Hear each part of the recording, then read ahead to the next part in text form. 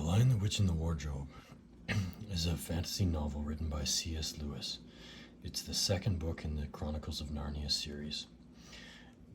The book is written in 1950 and set in London, England, where we will see the Pevensey children who are sent by their parents to a house in the countryside to escape the London bombings during the war, during World War II.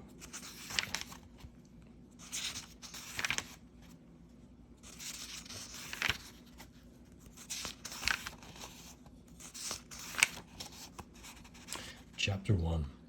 Lucy looks into a wardrobe. Once there were 4 children, whose names were Peter, Susan, Edmund, and Lucy. This story is about something that happened to them when they were sent away from London during the war because of the air raids. They were sent to the house of an old professor who lived in the heart of the country, 10 miles from the nearest railway station and 2 miles from the nearest post office. He had no wife, and he lived in a very large house, with a housekeeper called Mrs. Macready and 3 servants. Their names were Ivy, Margaret, and Betty, but they do not come into the story much. He himself was a very old man with shaggy white hair, which grew over most of his face, as well as on his head, and they liked him almost at once. But on the first evening, when he came out to meet them at the front door, he was so odd-looking that Lucy, who was the youngest, was a little afraid of him, and Edmund, who was the next youngest, wanted to laugh and had to keep on pretending that he was blowing his nose to hide it. As soon as they had said good night to the professor and gone upstairs on the first night, the boys came into the girls' room and they all talked it over. "We've fallen off on our feet, and make no mistake," said Peter. "This is going to be perfectly splendid. That old chap will let us do anything we like." "I think he's an old dear," said Susan.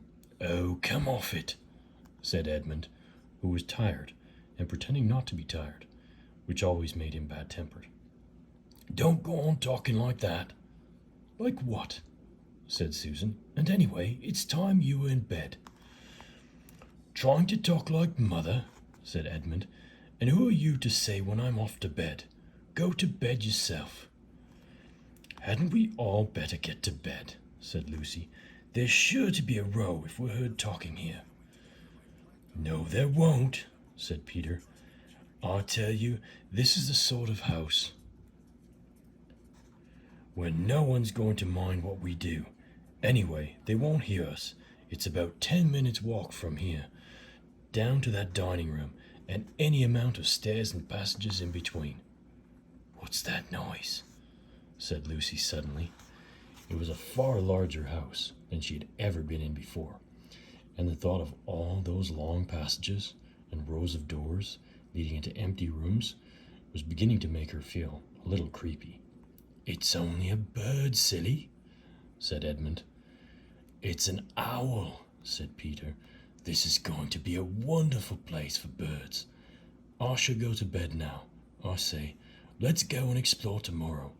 You might find anything in a place like this. Did you see those mountains as we came along? And the woods? There might be eagles. There might be stags. There'll be hawks." "Badgers?" said Lucy. "Foxes?" said Edmund. "Rabbits?" said Susan. But when next morning came, there was a steady rain falling so thick that when you looked out of the window, you could see neither the mountains nor the woods, nor even the stream in the garden. "Oh, of course it would be raining," said Edmund. They had just finished their breakfast with the professor and were upstairs in the room he had set apart for them, a long, low room with 2 windows looking out in one direction and 2 in another. "Oh, do stop grumbling, Ed," said Susan. 10 to 1 it'll clear up in an hour or so, and in the meantime we're pretty well off. There's a wireless and lots of books." "Not for me," said Peter. "I'm going to explore in the house." Everyone agreed to this, and that was how the adventures began. It was a sort of house that you never seemed to come to the end of, and it was full of unexpected places.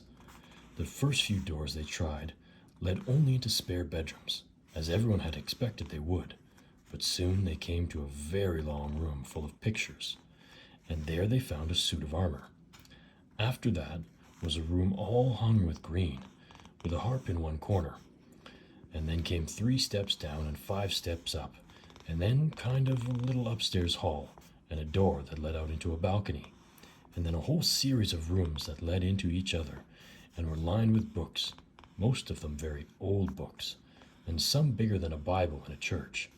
And shortly after that they looked into a room that was quite empty, except for one big wardrobe, the sort that has a looking glass in the door. There was nothing else in the room at all except a dead blue bottle on the windowsill. "Nothing there," said Peter, and they all trooped out again, all except Lucy. She stayed behind, because she thought it would be worthwhile trying the door of the wardrobe, even though she felt almost sure that it would be locked. To her surprise, it opened quite easily, and 2 mothballs dropped out. Looking into the inside, she saw several coats hanging up, mostly long fur coats. There was nothing Lucy liked so much as the smell and feel of fur.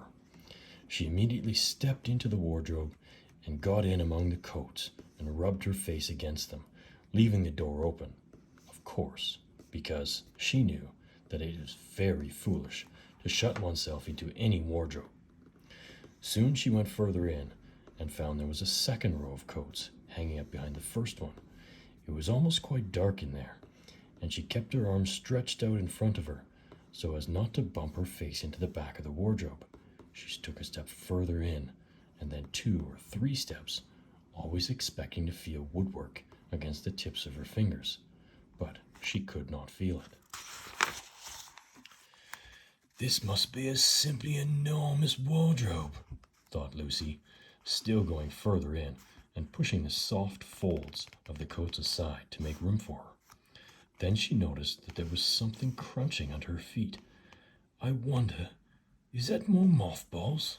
she thought, stooping down to feel it with her hand. But instead of feeling the hard, smooth wood of the floor of the wardrobe, she felt something soft and powdery and extremely cold. "This is very queer," she said, and went on a step or 2 further. Next moment, she found what was rubbing against her face and hands was no longer soft fur, but something hard and rough and even prickly. "Why, it's just like branches of trees," exclaimed Lucy. And then she saw that there was a light ahead of her, not a few inches away, where the back of the wardrobe ought to have been, but a long way off. Something cold and soft was falling on her. A moment later she found she was standing in the middle of a wood at night time, with snow under her feet and snowflakes falling through the air. Lucy felt a little frightened, but she felt very inquisitive and excited as well.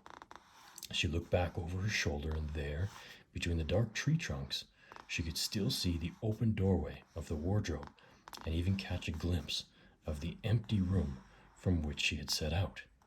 She had, of course, left the door open, for she knew that it is a very silly thing to shut oneself into a wardrobe. It seemed to be still daylight there. "I can always get back if anything goes wrong," thought Lucy. She began to walk forward, crunch, crunch, over the snow and through the wood toward the other light. In about 10 minutes she reached it and found it was a lamppost. As she stood looking at it, wondering why there was a lamppost in the middle of a wood, and wondering what to do next, she heard a pitter-patter of feet coming toward her. And soon after that a very strange person stepped out from among the trees and into the light of the lamppost.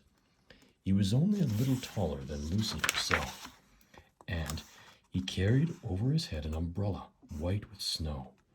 From the waist upward he was like a man, but his legs were shaped like a goat's. The hair on them was glossy black, and instead of feet he had goat's hoofs. He also had a tail, but Lucy did not notice this at first, because it was neatly caught up over the arm that held the umbrella, so as to keep it from trailing in the snow. He had a red woolen muffler around his neck, and his skin was rather reddish too. He had a strange but pleasant little face, with a short pointed beard and curly hair. And out of the hair there stuck 2 horns, one on each side of his forehead. One of his hands, as I have said, held the umbrella. In the other arm he carried several brown paper parcels. What with the parcels and the snow, it looked just as if he had been doing his Christmas shopping. He was a faun, and when he saw Lucy, he gave such a start of surprise that he dropped all his parcels. "Goodness gracious me!" exclaimed the faun. Chapter 2. What Lucy Found There. "Good evening," said Lucy, but the faun was so busy picking up his parcels that at first it did not reply. When it had finished, it made her a little bow. Good evening, said the faun. "Excuse me, I don't want to be inquisitive, but should I be right in thinking you are a daughter of Eve?" "My name's Lucy," said she, not quite understanding him. "But you are, forgive me, you are what they call a girl?" asked the faun. "Of course I'm a girl," said Lucy. "You are, in fact, human?" "Of course I'm human," said Lucy, still a little puzzled. To be sure, said the faun. "How stupid of me! But I've never seen a son of Adam or a daughter of Eve before. I am delighted. That is to say..." And then it stopped, as if it had been going to say something it had not intended, but it remembered in time. "Oh, delighted, it went on.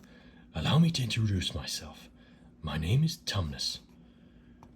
"I am very pleased to meet you, Mr. Tumnus," said Lucy. "And may I ask, O Lucy, daughter of Eve," said Mr. Tumnus, "how you have come into Narnia?" "Narnia?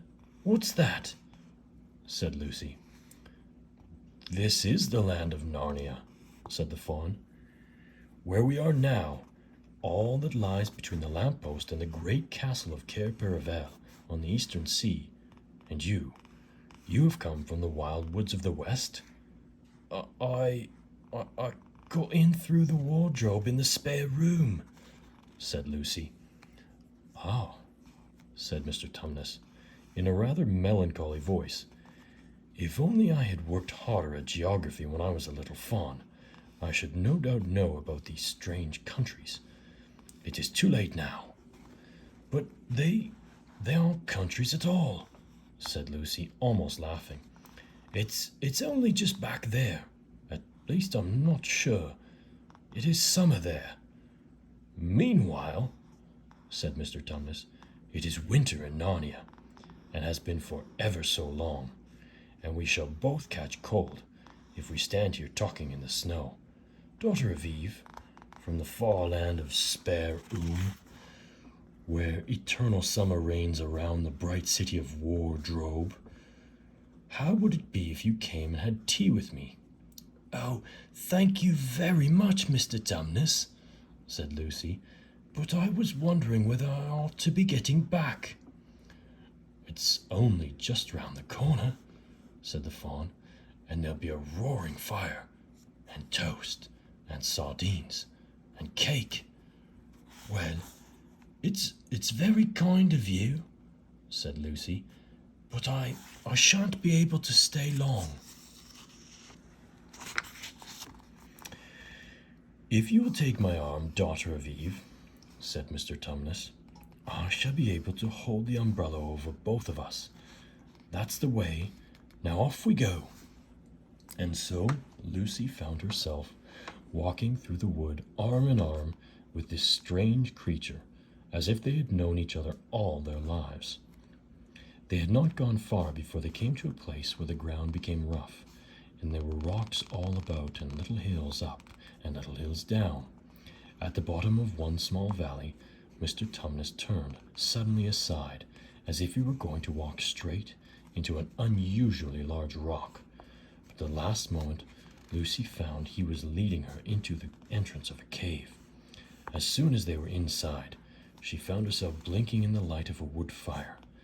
Then Mr. Tumnus stooped and took a flaming piece of wood out of the fire with a neat little pair of tongs and lit a lamp. "Now, we shan't be long," he said, and immediately put a kettle on. Lucy thought she had never been in a nicer place. It was a little dry, clean cave of reddish stone with a carpet on the floor and 2 little chairs. "One for me and one for a friend," said Mr. Tumnus, and a table and dresser and a mantelpiece over the fire, and above that a picture of an old faun with a grey beard. In one corner there was a door which Lucy thought must lead to Mr. Tumnus's bedroom, and on one wall was a shelf full of books. Lucy looked at these while he was setting out the tea things. They had titles like The Life and Letters of Silenus or Nymphs and Their Ways, or Men, Monks, and Gamekeepers, A Study in Popular Legend, or Is Man a Myth? "Now, daughter of Eve," said the faun, and it really was a wonderful tea. There was a nice brown egg lightly boiled for each of them, and then sardines on toast, and then buttered toast, and then toast with honey, and then a sugar-topped cake. And when Lucy was tired of eating, the faun began to talk. He had wonderful tales to tell of life in the forest. He told about the midnight dances and how the nymphs who lived in their wells and the dryads who lived in the trees came out to dance with the fauns. About long hunting parties after the milk-white stag who could give you wishes if you caught him. About feasting and treasure-seeking with the wild red dwarfs in deep mines and caverns far beneath the forest floor. And then about summer, when the woods were green, and old Silenus on his fat donkey would come to visit them, and sometimes Bacchus himself. And then the streams would run with wine instead of water, and the whole forest would give itself up to jollification for weeks on end. "Not that it isn't always winter now," he said gloomily. Then, to cheer himself up, he took out from his case on the dresser a strange little flute that looked as if it were made of straw, and began to play. And the tune he made Lucy want to cry and laugh and dance and go to sleep all at the same time. It must have been hours later when she shook herself and said, "Oh, Mr. Tumnus, I'm so sorry to stop you, and I do love that tune. But really, I must go home. I only meant to stay for a few minutes." "It's no good now, you know," said the faun, laying down its flute and shaking its head at her very sorrowfully.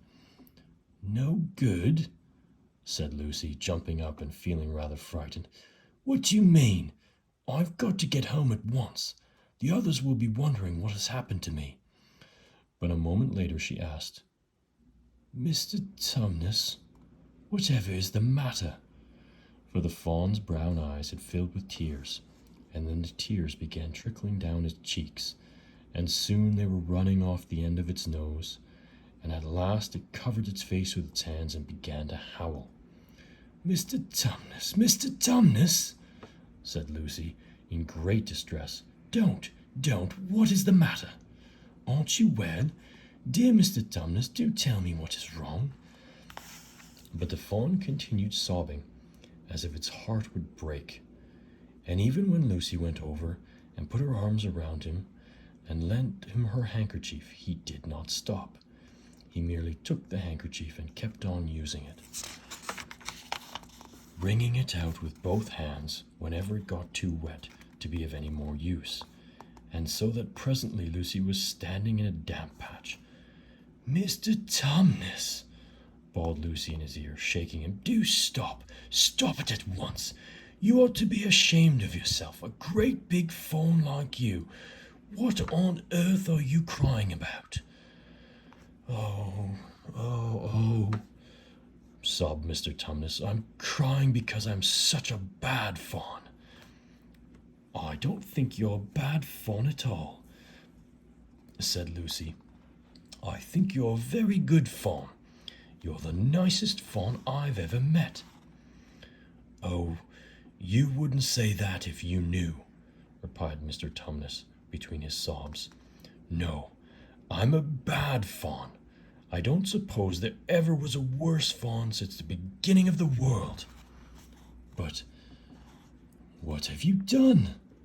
asked Lucy. "My old father now," said Mr. Tumnus. "That's his picture over the mantelpiece. He would never have done a thing like this." "A thing like what?" said Lucy. "Like what I've done," said the fawn. "Taken service under the White Witch. That's what I am. I'm a spy of the White Witch. I'm in the pay of the White Witch." "The White Witch? Who is she?" "Why, it is she that has got all Narnia under her thumb.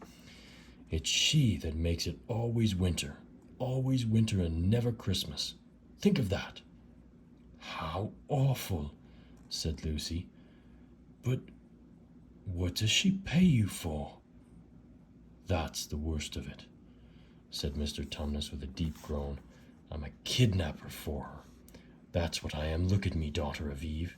Would you believe I'm the sort of fawn to meet a poor innocent child in the wood, one that has never done me any harm, and pretend to be friendly with it, and invite it home to my cave, all for the sake of lulling it to sleep and then handing it over to the White Witch?"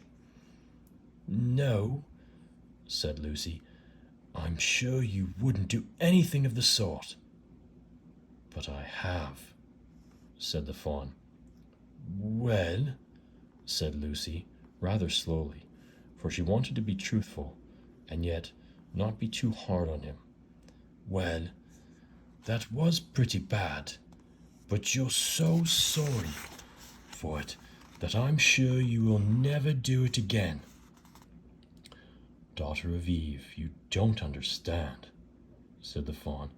"It isn't something I have done. I'm doing it now, at this very moment." "What do you mean?" cried Lucy, turning very white. "You are the child," said Tumnus. "I had orders from the White Witch that if I ever saw a son of Adam or a daughter of Eve in the wood, I was to catch them and hand them over to her, and you are the first I ever met. And I've pretended to be your friend and asked you to tea, and all the time I've been meaning to wait till you were asleep and then go and tell her." "Oh, but you won't, Mr. Tumnus," said Lucy. You won't, will you? Indeed you really mustn't." "And if I don't," said he, beginning to cry again, "she's sure to find out, and she'll have my tail cut off, and my horns sawn off, and my beard plucked out, and she'll wave her wand over my beautiful cloven hoofs, and turn them into horrid solid hoofs, like a wretched horse's. And if she is extra and specially angry, she'll turn me into stone, and I shall be only a statue of a fawn in her horrible house, until the 4 thrones at Cair Paravel are filled, and goodness knows when that will happen, or whether it will ever happen at all." "I'm very sorry, Mr. Tumnus," said Lucy, "but please let me go home." "Of course I will," said the fawn. "Of course I've got to. I see that now. But I hadn't known what humans were like this before I met you. Of course I can't give you up to the witch, not now that I know you.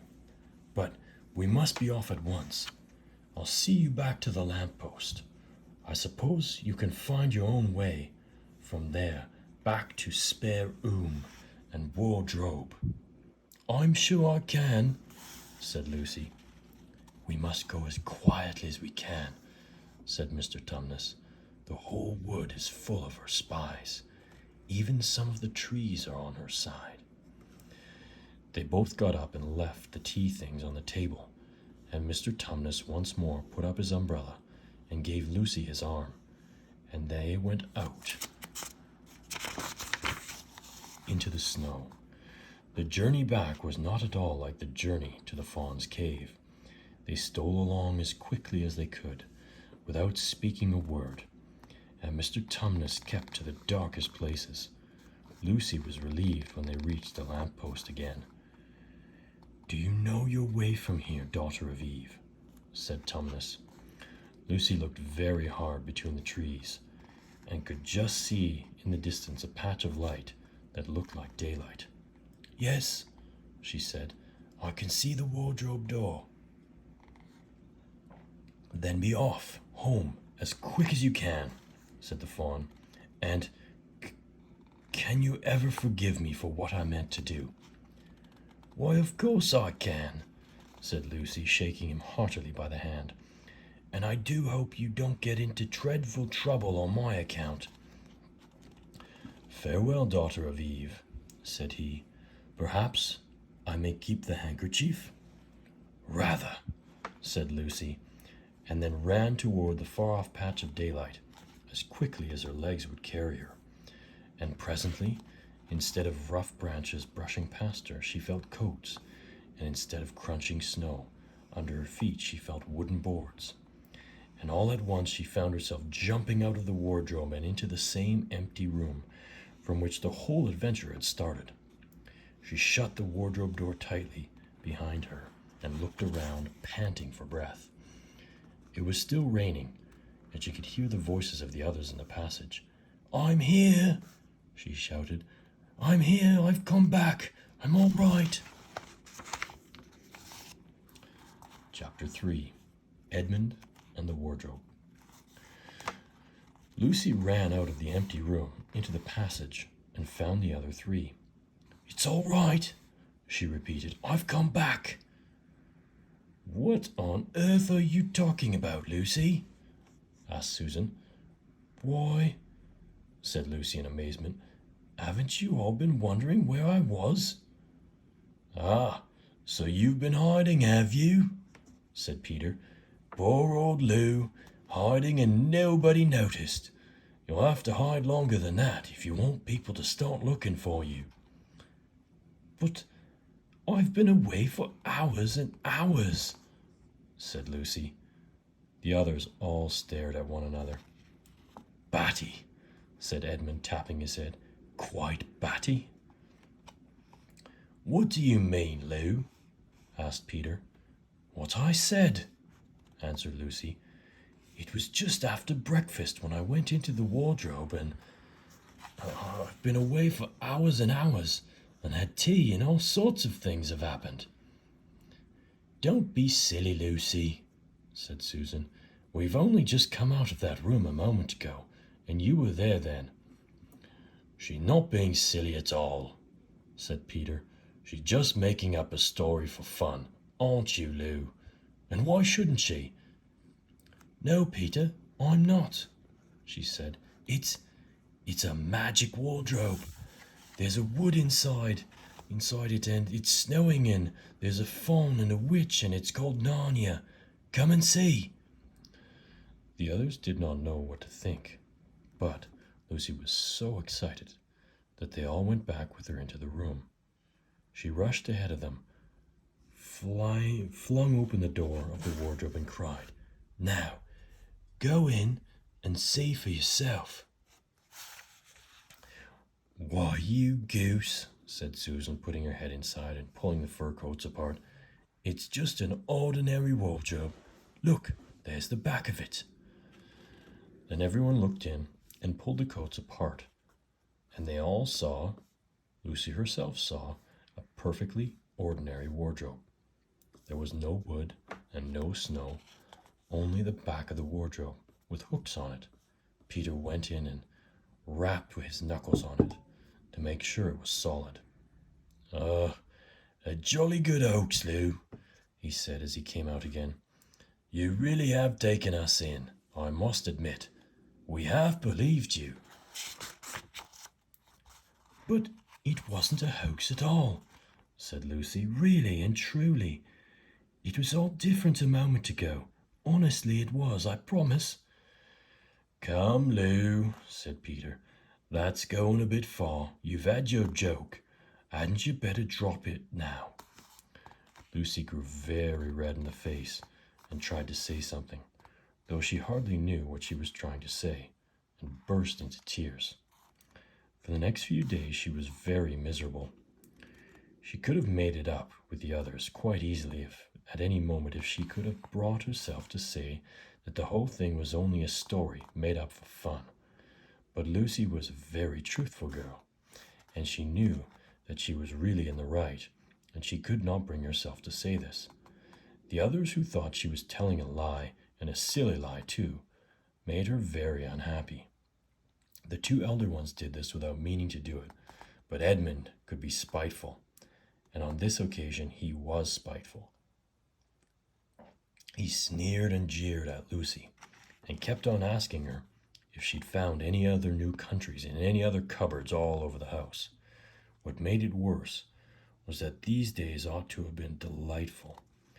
The weather was fine, and they were out of doors from morning to night, bathing, fishing, climbing trees, and lying in the heather. But Lucy could not properly enjoy any of it, and so things went on and on until the next wet day. That day, when it came to the afternoon, and there was still no sign of a break in the weather, they decided to play hide and seek. Susan was it, and as soon as the others scattered to hide, Lucy went to the room where the wardrobe was. She did not mean to hide in the wardrobe, because she knew that would only set the others talking again about the whole wretched business. But she did want to have one more look inside it, for by this time she was beginning to wonder herself whether Narnia and the fawn had not been a dream. The house was so large and complicated and full of hiding places that she thought she would have time to take one look into the wardrobe and then hide somewhere else. But as soon as she reached it, she heard steps in the passage outside, and then there was nothing for it but to jump into the wardrobe and hold the door closed behind her.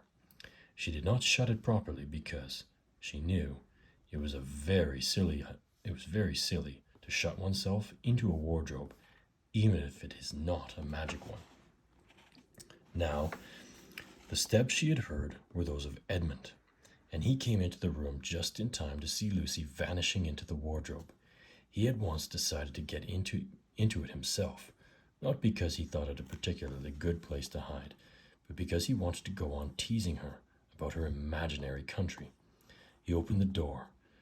There were the coats hanging up as usual, and a smell of mothballs, and darkness and silence, and no sign of Lucy. "She thinks I'm Susan come to catch her," said Edmund to himself, "and so she's keeping very quiet in the back." He jumped in and shut the door, forgetting what a very foolish thing it is to do. Then he began feeling about for Lucy in the dark. He had expected to find her in a few seconds, and was very surprised when he did not. He decided to open the door again and let in some light, but he could not find the door either. He didn't like this at all and began groping wildly in every direction, and even shouted out, "Lucy! Lou! Where are you? I know you're here!" There was no answer, and Edmund noticed that his own voice had a curious sound, not the sound you expect in a cupboard, but a kind of open-air sound. He also noticed that he was unexpectedly cold, and then he saw light. "Oh, thank goodness," said Edmund. "The door must have swung open of its own accord." He forgot all about Lucy and went toward the light, which he thought was the open door of the wardrobe. But instead of finding himself stepping out into the spare room, he found himself stepping out from the shadow of some thick, dark fir trees into an open place in the middle of a wood. There was crisp, dry snow under his feet, and more snow lying on the branches of the trees. Overhead there was a pale blue sky, the sort of sky one sees on a fine winter day in the morning. Straight ahead of him he saw between the tree trunks the sun just rising, very red and clear. Everything was perfectly still, as if he were the only living creature in that country. There was not even a robin or a squirrel among the trees, and the wood stretched as far as he could see in every direction. He shivered. He now remembered that he had been looking for Lucy, and also how unpleasant he had been to her about her imaginary country, which now turned out not to have been imaginary at all. He thought she must be somewhere quite close, so he shouted, "Lucy! Lucy! I'm here too! Edmund!" There was no answer. "She's angry about all the things I've been saying lately," thought Edmund. And though he did not like to admit he had been wrong, he also did not much like being alone in this strange, cold, quiet place. So he shouted again, "I say, Lou, I'm sorry, I didn't believe you. I see now you were right all along. Do come out. Make it pax." Still, there was no answer. "Just like a girl," said Edmund to himself, "sulking somewhere and won't accept an apology." He looked around him again and decided he did not much like this place, and had almost made up his mind to go home when he heard very far off in the wood a sound of bells. He listened, and the sound came nearer and nearer, and at last there swept into sight a sledge drawn by 2 reindeer. The reindeer were about the size of Shetland ponies, and their hair was so white that even the snow hardly looked white compared with them. Their branching horns were gilded and shone like something on fire when the sunrise caught them. Their harness was of scarlet leather and covered with bells. On the sledge, driving the reindeer, sat a fat dwarf, who would have been about 3 feet high if he'd been standing. He was dressed in a polar bear's fur, and on his head he wore a red hood with a long gold tassel hanging down from its point. His huge beard covered his knees and served him instead of a rug. But behind him, on a much higher seat, in the middle of the sledge, sat a very different person, a great lady, taller than any woman that Edmund had ever seen. She also was covered in white fur up to her throat, and held a long, straight golden wand in her right hand, and wore a golden crown on her head. Her face was white, not merely pale, but white like snow, or paper, or icing sugar, except for her very red mouth. It was a beautiful face in other respects, but proud and cold and stern. The sledge was a fine sight as it came sweeping toward Edmund, with the bells jingling and the dwarf cracking his whip and the snow flying up on each side of it. "Stop!" said the lady, and the dwarf pulled the reindeer up so sharp that they almost sat down. Then they recovered themselves and stood chomping at their bits and blowing. In the frosty air, the breath coming out of their nostrils looked like smoke. "And what, pray, are you?" said the lady, looking hard at Edmund.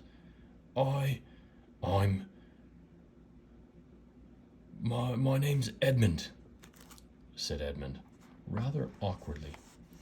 He did not like the way she looked at him. The lady frowned.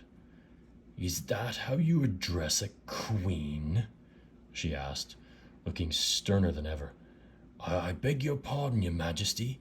I didn't know," said Edmund. "Not know the Queen of Narnia?" cried she. "Ha! You shall know us better hereafter. But I repeat, what are you?" "Please, your majesty," said Edmund, "I don't know what you mean.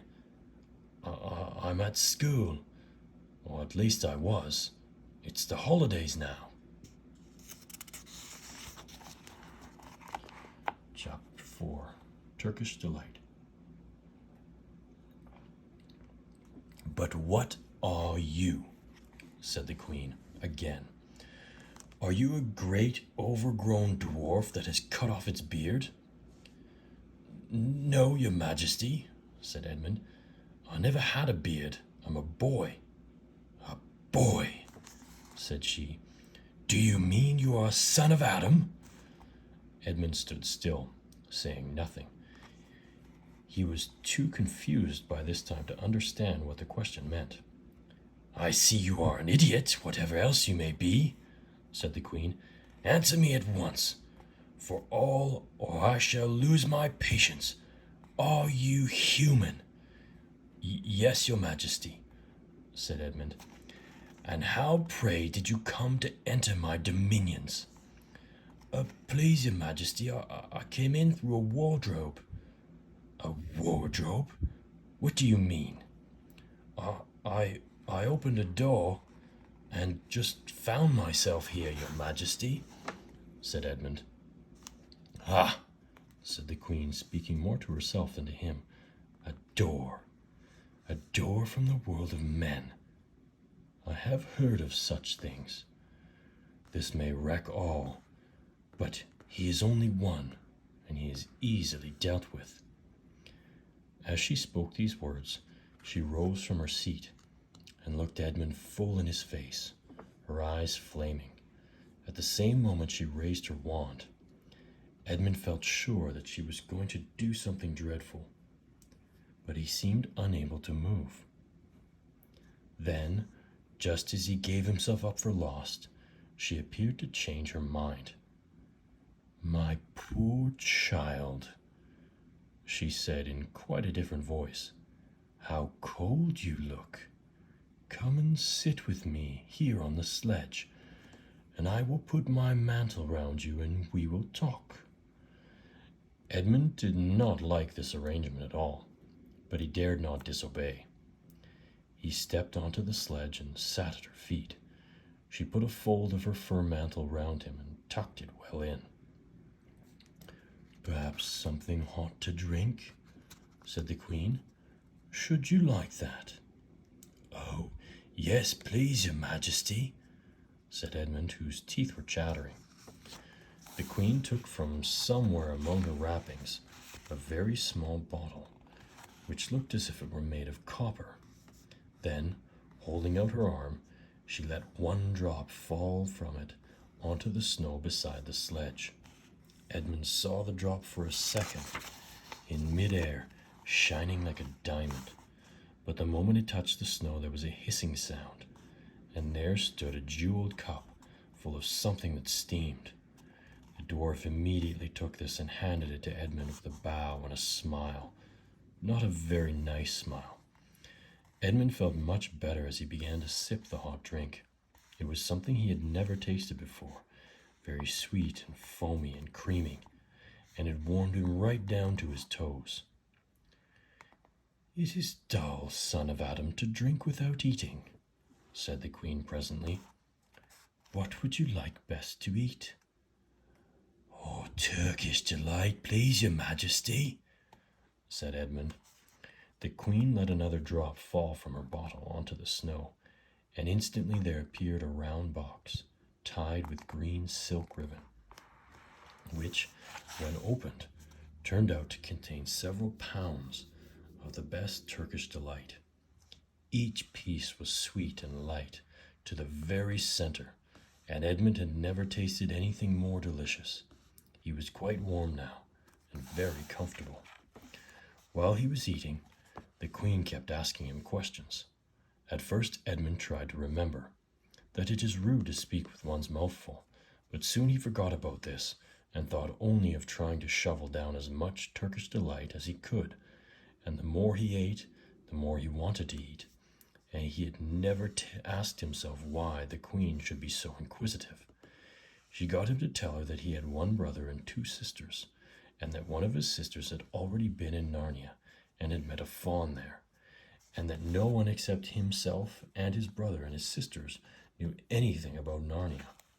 She seemed especially interested in the fact that there were 4 of them, and kept on coming back to it. You are sure there are just 4 of you? She asked.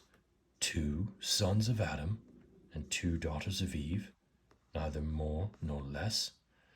And Edmund, with his mouth full of Turkish delight, kept on saying, Yes, I told you that before. And forgetting to call her Your Majesty. But she didn't seem to mind now. At last the Turkish delight was all finished, and Edmund was looking very hard at the empty box, and wishing that she would ask him whether he would like some more. Probably the queen knew quite well what he was thinking, for she knew, though Edmund did not, that this was enchanted Turkish delight, and that anyone who had once tasted it would want more and more of it, and would even if they were allowed to go on eating it till they killed themselves. But she did not offer him any more. Instead, she said to him, "Son of Adam, I should so much like to see your brother and your 2 sisters. Will you bring them to me?" "I'll try," said Edmund, still looking at the empty box. "Because if you did come again, bringing them with you, of course, I'd be able to give you some more Turkish delight. I can't do it now. The magic will only work once. In my own house, it would be another matter." "Why can't we go to your house now?" said Edmund. When he had first got onto the sledge, he had been afraid that she might drive away with him to some unknown place from which he would not be able to get back. But he had forgotten that fear now. "It is a lovely place, my house," said the queen. "I am sure you would like it. But there are whole rooms full of Turkish delight, and what's more, I have no children of my own. I want a nice boy whom I could bring up as prince, and who would be king of Narnia when I am gone. While he was prince, he would wear a gold crown and eat Turkish delight all day long. And you are much the cleverest and handsomest young man I've ever met. I think I would like to make you the prince some day when you bring the others to visit me." "Why not now?" said Edmund. His face had become very red, and his mouth and fingers were sticky. He did not look either clever or handsome, whatever the queen might say. "Oh, but if I took you there now," said she, "I shouldn't see your brother and your sisters. I very much want to know your charming relations. You are to be the prince and later on the king. That is understood. But you must have courtiers and nobles. I will make your brother a duke and your sisters duchesses." "There's nothing special about them," said Edmund, "and anyway, I could always bring them some other time." "Ah, but once you were in my house," said the queen, "you might forget all about them. You would be enjoying yourself so much that you wouldn't want the bother of going to fetch them. No, you must go back to your own country now, and come to me another day with them. You understand? It is no good coming without them." "But I don't even know the way back to my own country," pleaded Edmund. "That's easy," answered the queen. "Do you see that lamp?" She pointed with her wand, and Edmund turned and saw the same lamppost under which Lucy had met the fawn. Straight on beyond that is the way to the world of men. And now look the other way. Here she pointed in the opposite direction, and tell me if you can see the 2 little hills rising above the trees." I think I can," said Edmund. "Well, my house is between those 2 hills, so next time you come, you have only to find the lamppost, and look for those 2 hills, and walk through the wood till you reach my house. But remember, you must bring the others with you. I might have to be very angry with you if you came alone." "I'll do my best," said Edmund. "And by the way," said the queen, "you needn't tell them about me. It would be fun to keep it a secret between us 2, wouldn't it? Make it a surprise for them. Just bring them along to the 2 hills. A clever boy like you will easily think of some excuse for doing that. And when you come to my house, you could just say, 'Let's see who lives here,' or something like that. I'm sure that would be best. If If your sister has met one of the fawns, she may have heard strange stories about me. Nasty stories that might make her afraid to come to me. Fawns will say anything, you know. And now, please, please, said Edmund suddenly, please couldn't I have just one piece of Turkish delight to eat on the way home? No, no, said the Queen with a laugh. You must wait till next time. While she spoke, she signaled to the dwarf to drive on. But as the sledge swept away out of sight, the Queen waved to Edmund, calling out, next time,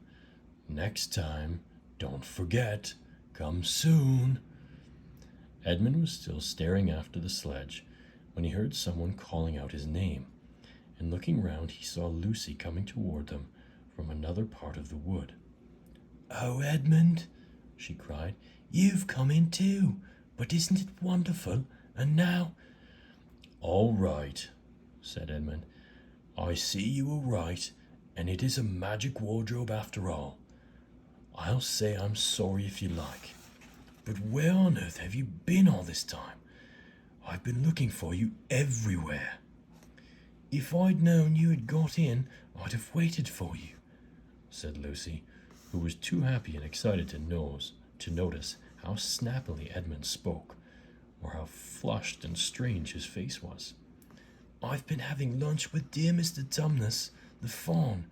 He's very well, and the White Witch has done nothing to him for letting me go, so he thinks she can't have found out, and perhaps everything is going to be all right after all.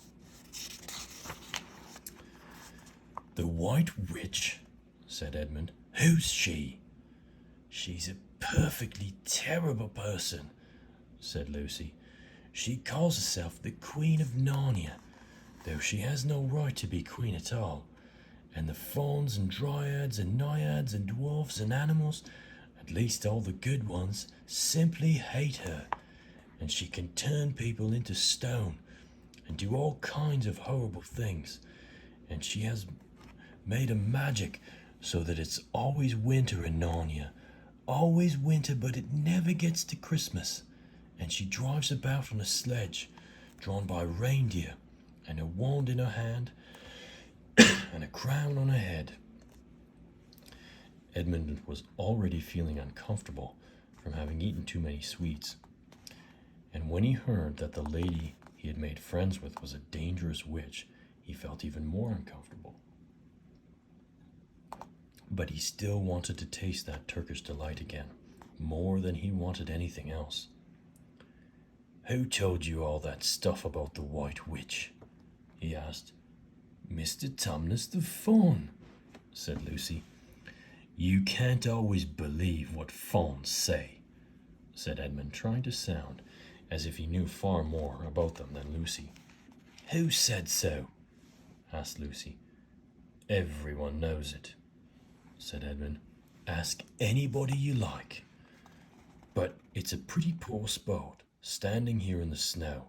Let's go home.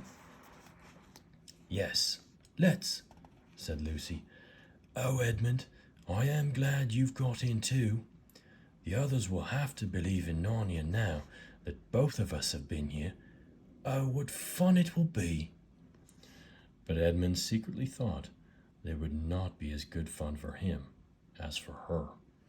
He would have to admit that Lucy had been right before all the others, and he felt sure the others would all be on the side of the fawns and the animals, but he was already more than half on the side of the witch. He did not know what he would say or how he would keep his secret once they were all talking about Narnia. By this time, they had walked a good way, and then suddenly they felt coats around them instead of branches, and the next moment they were both standing outside the wardrobe in the empty room. I say, said Lucy, you do look awful, Edmund. Don't you feel well? I'm all right, said Edmund, but this was not true. He was feeling very sick. Come on, then, said Lucy. Let's find the others. What a lot we shall have to tell them, and what wonderful adventures we shall have now that we're all in it together. Chapter 5. Back on this side of the door. Because the game of hide and seek was still going on, it took Edmund and Lucy some time to find the others. But when at last they were all together, which happened in the long room where the suit of armor was, Lucy burst out, "Peter, Susan, it's all true. Edmund has seen it too. There is a country you can get to through the wardrobe. Edmund and I both got in. We met one another in there in the wood. Go on, Edmund, tell them all about it." "What's this all about, Ed?" said Peter. And now we come to one of the nastiest things in this story. Up to that moment, Edmund had been feeling sick and sulky and annoyed with Lucy for being right, but he hadn't made up his mind what to do. When Peter suddenly asked him the question, he decided all at once to do the meanest and most spiteful thing he could think of. He decided to let Lucy down.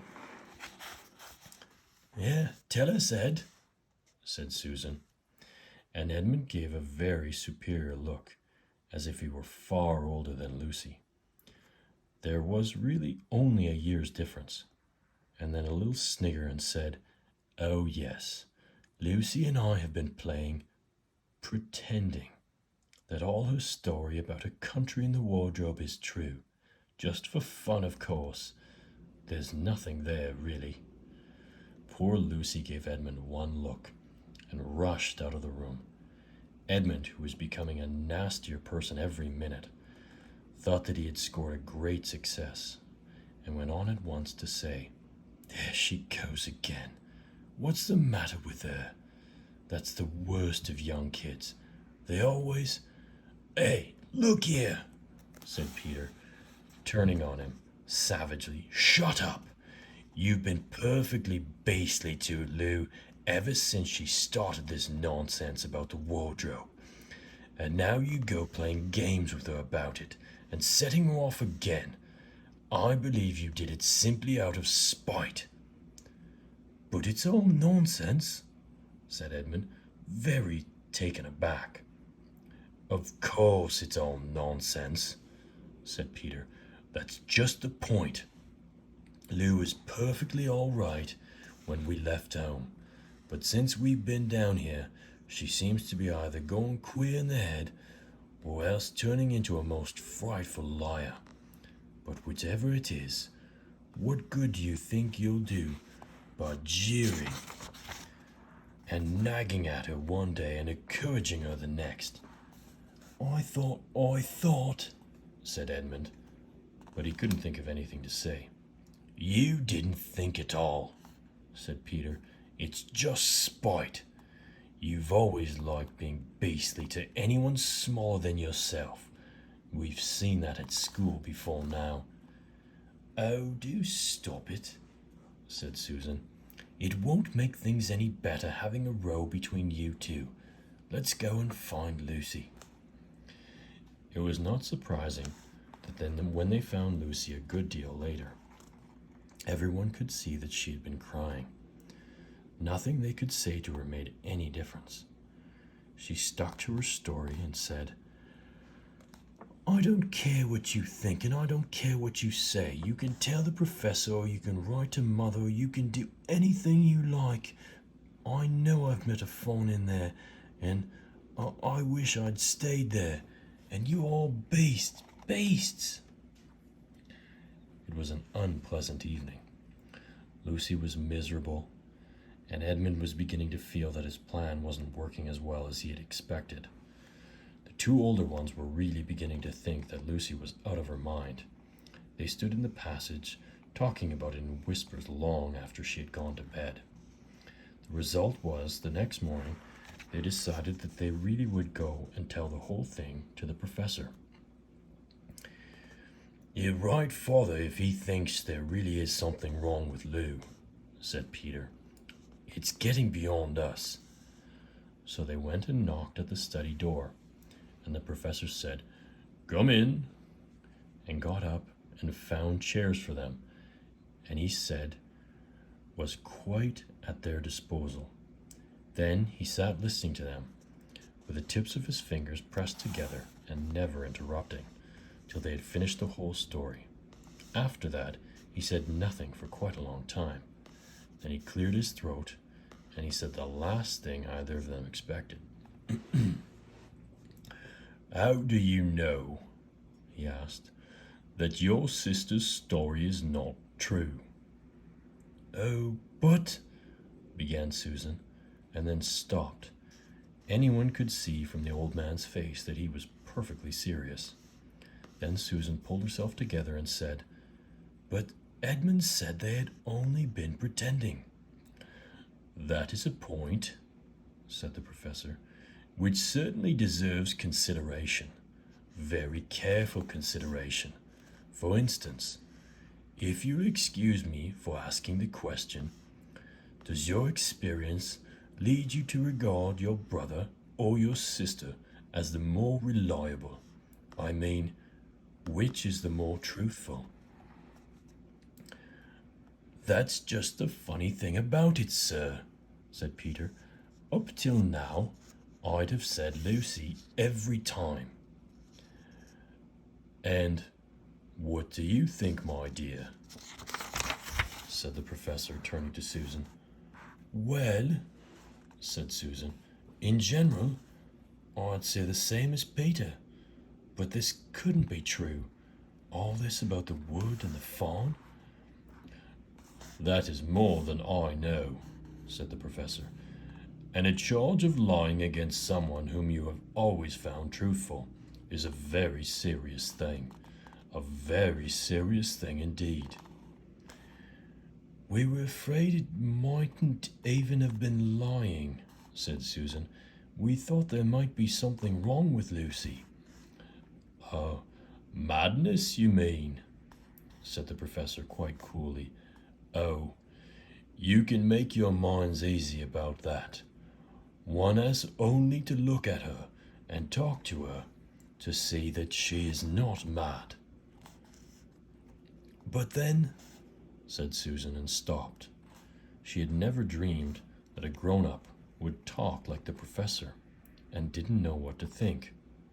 "Logic," said the professor half to himself. "Why don't they teach logic at these schools? There are only three possibilities. Either your sister is telling lies, or she is mad, or she is telling the truth. You know she doesn't tell lies, and it is obvious that she is not mad. For the moment then, and unless any further evidence turns up, we must assume that she is telling the truth."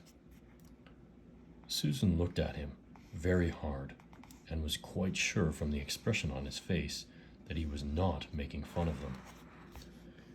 "But how could it be true, sir?" said Peter. "Why do you say that?" asked the professor. "Well, for one thing," said Peter, "if it was real, why doesn't everyone find this country every time they go into the wardrobe? I mean, there was nothing there when we looked, and even Lucy didn't pretend there was." "What has that to do with it?" said the professor. "Well, sir, if things are real, they're there all the time." "Are they?" said the professor, and Peter did not know quite what to say.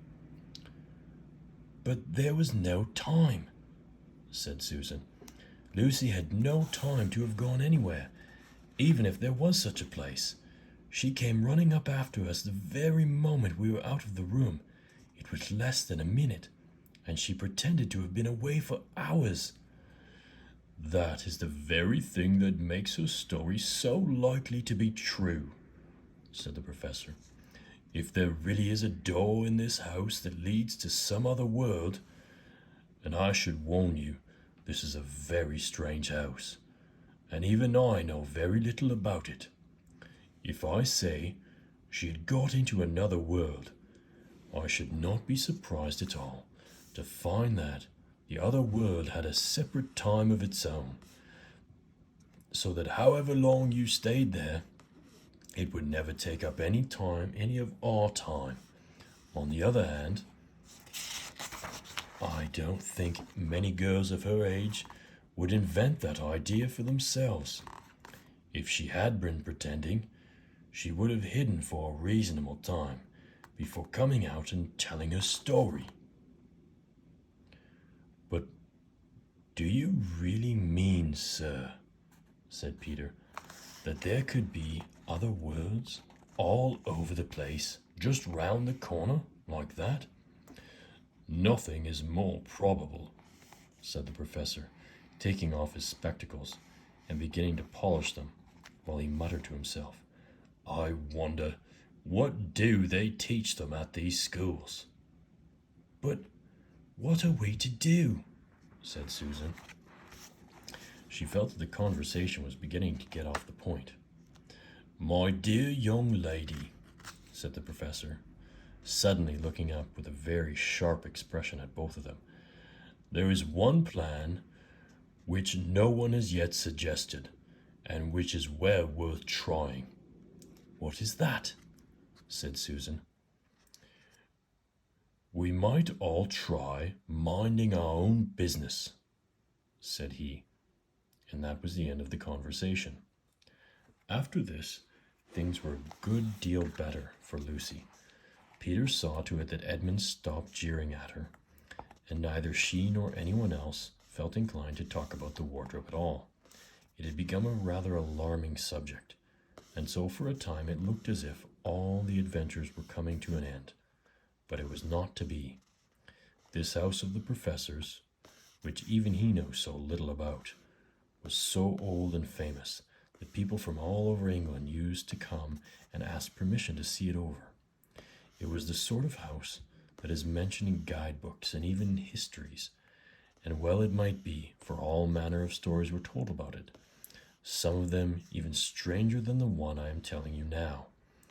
And when parties of sightseers arrived and asked to see the house, the professor always gave them permission, and Mrs. Macready, the housekeeper, showed them round, telling them about the pictures and the armor and the rare books in the library. Mrs. Macready was not fond of children, and did not like to be interrupted when she was telling visitors all the things she knew. She had said to Susan and Peter almost on the first morning, along with a good many other instructions, and please remember, you're to keep out of the way whenever I'm taking a party over the house. Just as if any of us would want to waste half the morning trailing round with a crowd of strange grown-ups, said Edmund, and the other three thought the same. That was how the adventures began for the second time. A few mornings later, Peter and Edmund were looking at the suit of armor and wondering if they could take it to bits, when the two girls rushed into the room and said, Look out! Here comes the Macready, and a whole gang with her. Sharp's the word, said Peter, and all four made off through the door at the far end of the room. But when they had got out into the green room, and beyond it into the library, they suddenly heard voices ahead of them, and realized that Mrs. Macready must be bringing her party of sightseers up the back stairs, instead of up the front stairs as they had expected. And after that, whether it was that they lost their heads, or that Mrs. Macready was trying to catch them, or that some magic in the house had come to life and was chasing them into Narnia, they seemed to find themselves being followed everywhere, until at last Susan said, Oh, bother, those trippers! Here, let's get into the wardrobe room till they've passed. No one would follow us in there. But the moment they were inside, they heard voices in the passage, and then someone fumbling at the door, and then they saw the handle turning. Quick, said Peter, there's nowhere else, and flung open the wardrobe. All four of them bundled inside it and sat there, panting, in the dark. But Peter held the door closed, but did not shut it, for, of course, he remembered, as every sensible person does, that you should never shut yourself up in a wardrobe.